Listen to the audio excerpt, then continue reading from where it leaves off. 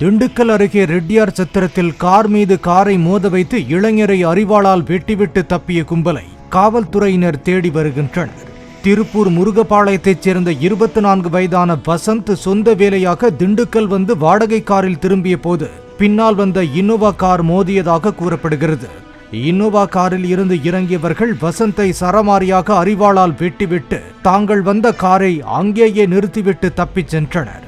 படுகாயமடைந்த வசந்த் தீவிர சிகிச்சை பிரிவில் சேர்க்கப்பட்டார்.